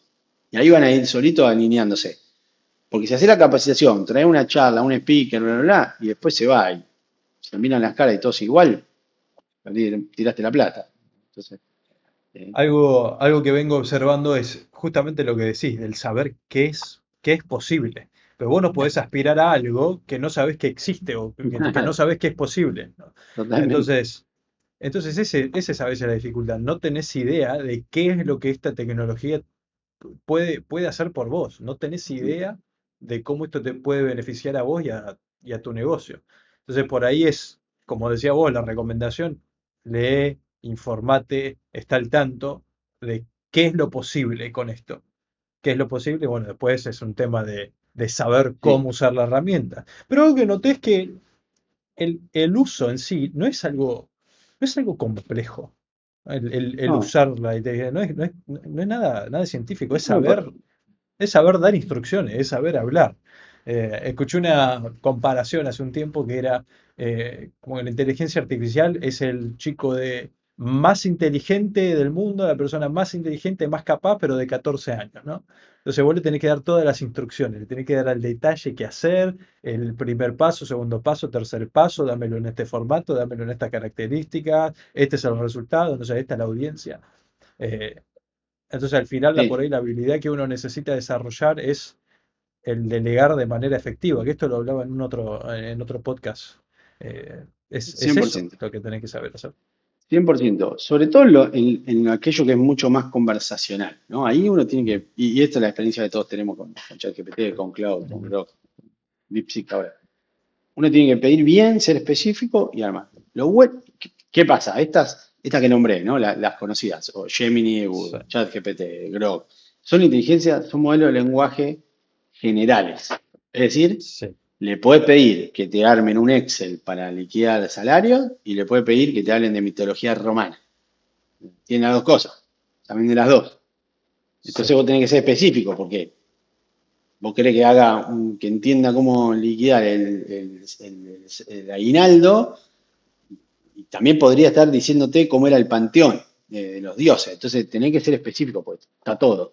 Ahora, las soluciones que son hechas para cosas puntuales en Enterprise AI, eso se restringe mucho y se acomodan y terminan siendo cosas mucho más específicas donde específico. para simplificarlo de una forma muy grande, no es para que se imagine que realmente es así, pero para dar la idea es donde hay un montón de cosas que ya le explicamos, si querés, y no se va a salir de este libreto y después es poquito lo que tenés que decir. Pues ya como le dimos, no, pará, no vamos a hablar de nada más que esto, bla, bla, bla, listo. Quédate Entonces, acá, claro. simplifica mucho incluso eso, el uso. Pero igual hay que empezar a usarlo, pero es fácil porque ¿cuál fue la magia de ChatGPT? ¿Qué había que hacer? Chatear, y es lo que nos pasamos haciendo todo el día. Chateamos todo el día, en WhatsApp, en Teams, Slack, chateando, hablando. Entonces, era eso, nada más ni nada menos. Y también, y creo que es importantísimo, y en esa línea hay que entender que estos modelos son, es decir, hay niveles de incertidumbre. Y hay un nivel de incertidumbre que no es que quiere decir que Mm, los modelos sean malos. Hay incertidumbre en el lenguaje. Y si yo voy a una persona y le digo algo, es posible que por no darle toda la información perfectamente, entiendo otra cosa, ¿no? Los malentendidos, vivimos con sí, malentendidos todo el tiempo. Entonces, sí. hay veces que uno le pregunta, y sobre todo en las conversaciones con esta, che, quiero ver cuál fue el promedio de precio por venta de los últimos 6 meses. Capaz que si lo pregunta a una persona tampoco sabe bien qué le está diciendo, porque hay precio promedio, hay precio ponderado, no sé, hay un montón de cosas. Y yo, no, me dijo mal, no, no, no te puede leer la mente, tampoco es magia, esto de tecnología Eso no es no, no lee magia. eso, no lee la Entonces, mente. explícalo, y a veces esa frustración es, che, no, pero, no, pero, no, bueno, imagínate que como viste vos, es un empleado junior que acaba de entrar, tiene mucha más memoria que vos, es mucho más inteligente, es mucho más rápido, pero acaba de entrar. Entonces, si Sí, vos no le entiendo. explicás bien lo que querés, es probable que no te lo pueda dar porque está abierto. En general, está bueno las soluciones que cuando hay incertidumbre repregunten, pero a veces también es como, viste, tampoco crees que todo el tiempo te repreguntes, decimos, basta de repreguntar, dale, dame lo que quiero. Entonces hay como un balance fino que se puede ajustar según la necesidad y la tarea. Entonces, cuando es algo que es crítico, y hay que repreguntar. ¿Qué crees? Si vos querés que salga 100% bien, voy a tener que repreguntarte hasta tener certeza de lo que te voy a dar está bien. Si no, se puede ajustar para que no repregunte tanto. Por eso es algo que se ajusta en las soluciones a medida que se da. Y iba a decir algo que, ahora no me acuerdo qué era, pero estaba Sí. el medio que me lo mencionaste y dije, tengo que comentar sobre esto y ahora se me fue. Así que si quieres preguntar vos. Bueno, vos mencionaste algo ahí, es el tema de los empleados junior. Que dice como la inteligencia artificial como si fuera un empleado junior. Y si vos te pones a pensar un poco esto, de alguna manera va a reemplazar o a cubrir el lugar del empleado Mm, junior en grandes proporciones, ¿no? sí. Entonces, pensando en esto y en la gente que está recién ahora entrando a la fuerza laboral, no sé, los chicos que salen de la secundaria, los chicos que salen de la universidad, 20, 18 años, ¿qué van a hacer ellos? ¿O qué deberían hacer ellos para ser relevante Uh, para la fuerza laboral si tenés esta herramienta, esta tecnología que prácticamente va, porque ahí sí se puede pensar, van a tomar esos lugares, esas partes mm. administrativas, esa parte de data entry. Eso sí es, yo creo es muy obvio que va a ser reemplazado. Yo Eh, creo que ahí, y voy a decir algo que digo siempre y que ya medio, un montón de gente lo dice, ¿no? No quiere decir que no lo inventé yo ni cerca, pero mm, capaz que está medio escuchado, pero para mí no deja de ser cierto, yo no sé si la inteligencia artificial va a ser la que reemplace a las personas, pero sí los empleados que la usen van a reemplazar a los que no lo usan. Y ahí los juniors tienen una ventaja, que es, son más tecnológicos, pues son más jóvenes en ujú. general, hay una correlación ahí, se adaptan más rápido a las nuevas tecnologías porque su día a día está basado en tecnologías nuevas, todos los días aparecen cosas que la aprenden rápido a usar, y además, como no saben de las cosas, la usan más, necesitan más esa ayuda, y, y eso hace que es probable, para mí, obviamente esto después hay que verlo bien en cada uno de los detalles, disciplinas y áreas, pero un junior usando una inteligencia artificial puede llegar a ser mucho más valioso que un senior que no la use. Entonces, yo si estuviese en ese lugar donde, bueno, esto apareció, yo me puse a estudiar una carrera, antes de que exista ChatGPT, me recibo hoy, che, ¿qué pasa? Lo que yo estudié, ni sabíamos que iba a aparecer. Eso porque no hablaron con Lucas. Si hablaban con Lucas lo sabían. Pero bueno, la mayoría no habló con Lucas. Dice, che, ¿y ahora qué hago? Bueno, usalo. Hacé lo que puedas, pero trata de entender cómo con esta herramienta sos mejor que los empleados que hoy ya tiene esa empresa. Si a vos te interesa ir a tal empresa, entendé cómo tenés que hacer vos para ser más valioso que ellos a partir de esta nueva herramienta, que la herramienta esta nos igualó a todos, o a casi todos, porque no hay un experto que lo venga usando hace 20 años. Hay algunos expertos como Lucas que lo, lo entienden, pero Ujú. usándolo, estamos todos en la misma. Ahí Entonces, está. el que puede hacerlo, lo va a usar. Ahora, dicho eso, el senior que la use, y probablemente sea mejor, porque tiene criterio, tiene conocimiento, pero si la usa. Entonces, para mí la recomendación es, mirá, estudiaste derecho, bueno, fíjate cómo haces para que esto te ayude a ser un mejor abogado. Más rápido, más barato, más eficiente, la métrica que quieras. ¿Estudiaste esto para ser contador? Bueno, listo, olvídate de Excel. Usa estas herramientas para hacer las conciliaciones y mostrarle cómo el proceso que hoy a esa empresa le lleva cerrar un balance mensual, le lleva 10 días hábiles de 30 personas, cómo vos lo podés hacer solo, en un extremo, ¿no? Pero capaz que se puede. Mostrá eso. Ujú. Entendé cómo podés ser mejor y capaz que ganás. Y así para todas las profesiones, ¿no? Eh, yo creo que hay profesiones que encima, ponen los programadores. Bueno, hoy los programadores senior usan cursos, los juniors, todos lo usan. ¿Por qué? Porque están ahí, son tecnológicos, lo consumen. O casi todos. Pero hay profesiones que están más lejos de la tecnología tradicionalmente. Y ahí los que ya aprendieron su recetita, no van a querer cambiar. Son, no sé, son pocos, pero probablemente sea una menor proporción de que aquellos jóvenes que sí lo van a hacer por necesidad y porque les resulta más natural, Puede pero ser más nativo, claro. es más nativo. Y yo conozco un montón de gente que al día de hoy dice, no, yo eso no, para que, la verdad que no, si yo lo hago así bien, no, estoy tranquilo. Bueno, Ah, ¿en serio? Mirá. sí, sí, conozco Bueno, sí, está, mucha gente está. que no lo adopta. Entonces, la recomendación sería esa. La respuesta que no tengo ni por casualidad es ¿qué carrera hay que estudiar ahora? ¿Qué le dirías a un chico de 16 años que No, está por recibirse de colegio? No tengo la mínima idea.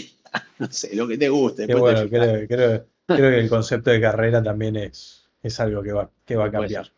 Sí. El concepto de Después carrera. igual, a la larga uno mira y dice, toda la vida hubo revoluciones tecnológicas, industriales, seguimos trabajando, cambiamos los trabajos y fuimos a otros. Para mí lo difícil de este es que el tiempo es muy rápido, entonces cuando dejamos de hacer las cosas a mano en la fábrica, bueno, no es que de un día para el otro toda la fábrica del mundo No. tenían robots. No, bueno, entonces una generación, el hijo ya no lo hizo y bueno, aprendió otra cosa. Acá, tipo, nosotros no la vamos a ver. Entonces, esto es muy rápido y ese es el riesgo de cómo te acomodás cuando el cambio es tan grande.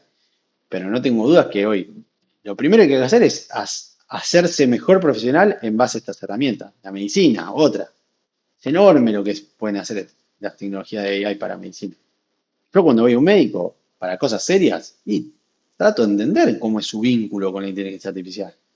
Quiero entender si cuando aparece algo difícil va a ir a recurrir a eso o no. Me parece muy Sí. valioso que lo haga. Y no digo ir a hablar, o sea, obviamente, si, no sé, mi hijo tiene un sarpullido, le saco una foto y le digo que me dice, nada, no pasa nada. Ya Me está, dice, claro. anda al médico, voy. Me saco ciertas dudas. Cosas difíciles, obvio, hoy al humano, ni hablar, hoy todavía no está a ese nivel. Pero yo quiero ver que el médico la use. A mí me interesa que si yo tengo un tema puntual, hoy un ejemplo real de la semana pasada, la operaron a mi mujer, me quedé muy tranquilo cuando hablé con el cirujano y me dijo que quería charlar conmigo por una idea que tenía para una solución de inteligencia artificial en su rubro. Dije, listo, este es el médico que yo me siento Mirá, tranquilo. qué bueno, Obviamente aquí hice todo qué el bueno. research y era un crack, es un genio, salió todo bien, Muy pero bien. además me tranquilizó cuando lo vi que está metiéndose en esta tecnología. ¿Por qué? Porque va a ser mejor médico si la usa. Mm. Eh, Creo que los que entienden esto y los que entienden el valor que esto da a la actividad, al trabajo, sí va a ser requisito fundamental a la hora de buscar laburo. Tenés que saber sí. usar esto. Tenés que Y, saber y lo, usar esto, tenés que saber implementarlo a lo que haces, lo tenés que saber y- hacer. y nos vamos a dar cuenta un día que dejamos de mencionarlo, va a ser natural. Es Sí, va a ser como no normal. sé, Internet. Sí, creo eso. O sea, Internet, hoy yo le digo, che, no sé, me voy a poner un negocio. Ah, ¿y vas a tener Internet? Mirá, Claro, ¿qué es me está obvio. preguntando? Claro. Obvio. Sí, ¿Qué querés no tener sí, Internet? Que no tenga página, que no tenga Instagram, no sé. sí. No, obvio, no se pregunta, es obvio. Y cuando vas a una entrevista de trabajo no te preguntan si sabes usar Excel. No, Excel capaz que sí. No te preguntan si sabes loguearte a la computadora. Obvio. Bueno, esto lo vamos a naturalizar. Va a ser parte de los procesos y nosotros justo somos los que cambió, los que vimos el sin y vamos a ver el con. Pero después va a pasar a ser parte natural de los trabajos y nadie va a estar hablando Sí. de esto y las empresas no van a tener más una empresa de inteligencia artificial. Es una empresa de internet. Ah, no Sí, que existe ahora más, todos no salen todos los de Y Combinator vendiendo el inteligencia artificial de la inteligencia artificial de. Claro, da igual, después le Sí, van a sacar inteligencia artificial y va a quedar. sí, Eh, ya está. y, Pero qué y bueno, tiempos, qué tiempo lo que estamos viviendo. Y Bruno, se nos está acabando la hora, hablando de tiempo. pero fue muy bueno tenerte acá y escuchar sobre lo que están haciendo en Interamon, el tema datos, tema inteligencia artificial y bueno, cómo es que los ejecutivos, cómo que las empresas tienen que empezar a mirar esta tecnología, cómo pueden prepararse, preparar a su gente, y bueno, tener perspectiva sobre los desafíos. Sí, y algo que para mí es importante agregar, sobre todo, digamos, estamos en Latinoamérica, en particular yo estoy en Argentina, y algo que es un concepto que para mí es clave en esto y que me encanta, no es que me encanta, pero me parece importante comentarlo, es el de leapfrogging tecnológico, ¿no? Salto de rana tecnológico. Ajá. Y ahí es donde para mí está el primer valor que se puede capitalizar con esto. Leapfrogging tecnológico es cuando por las circunstancias de una región o un país o algo así, hacen que una tecnología que en otro lugar del mundo, un tipo de tecnología en otro lugar del mundo se adoptó, en ese lugar no se adoptó. Entonces, aparece una cosa nueva y en ese lugar, como le faltó la anterior, esa se adopta mucho más rápido. Ejemplo más fácil de entender, en África, con los celulares. En África, en un montón de países, no había líneas de teléfono fijo. En algunos países no estaban como acá. Nosotros acá todos teníamos un teléfono fijo con nuestra línea. En África no.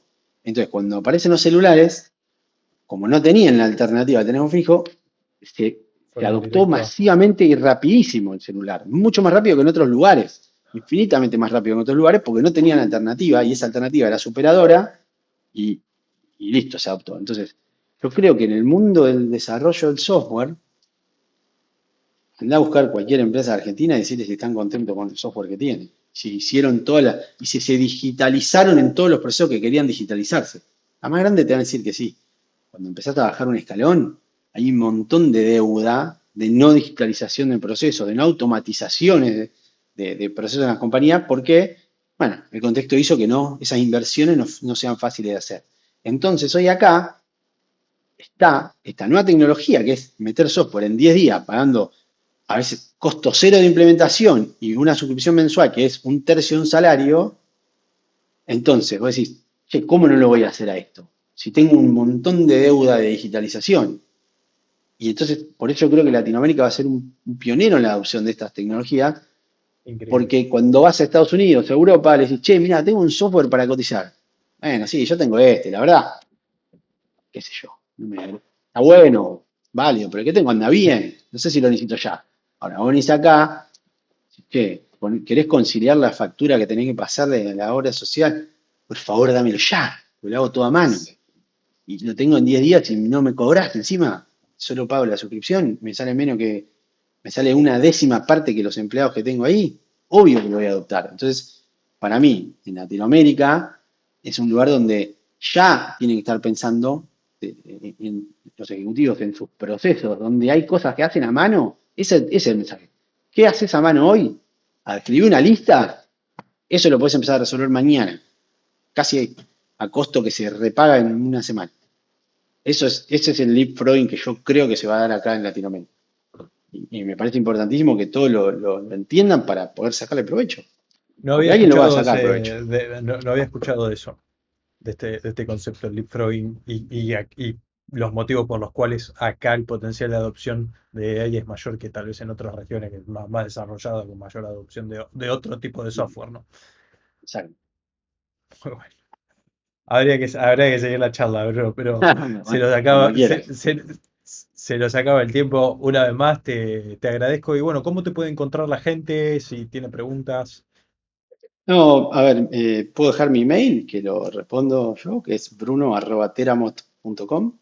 Y si no, la página de Teramot, teramot.com. Ahí, de hecho, ahí se puede agendar una reunión conmigo directamente. Ahí está un link Excelente. abajo de todo. Si es que lo lean, me agendan y metemos una charla. Que puede ser para conversar, para discutir ideas, súper abierto. Por eso abrí mi calendario. A ver. Bueno, Bruno, muchas gracias otra vez por el tiempo. Bueno, Dan, gracias a vos por la oportunidad, un gustazo.